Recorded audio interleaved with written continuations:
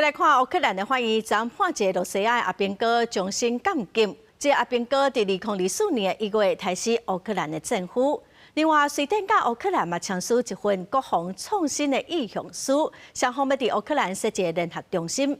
俄乌战争已经拍要4档咯。最近罗西亚是出现一地方叫做乌寡妇的查某人，因欺骗阿兵哥的感情，甲因结婚，但若因前世得当得到遗产。 Володимировича визнати винуватим у вчиненні кримінального правопорушення, передбаченого частиною 2 статті 438 Кримінального кодексу України та призначити йому покарання у виді довічного позбавлення волі.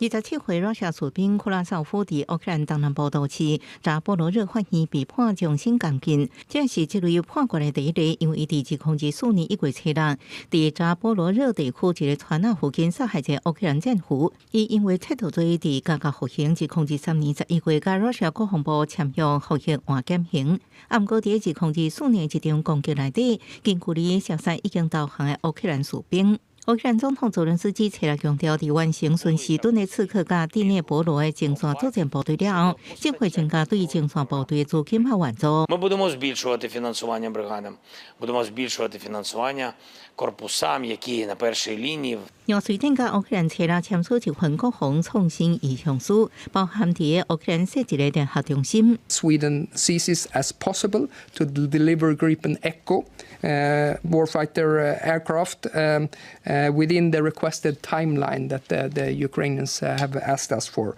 러시아最近出现一批叫做乌寡妇女性专门甲士兵结婚，但对方阵亡继承遗产，也高达5到600万台票抚恤金。国会议员批评这女性是侮辱英雄的恶魔，主张爱立法严厉处罚。暗过高额做兵奖金甲抚恤金，早伫러시아引起家属之间的争夺甲纠纷。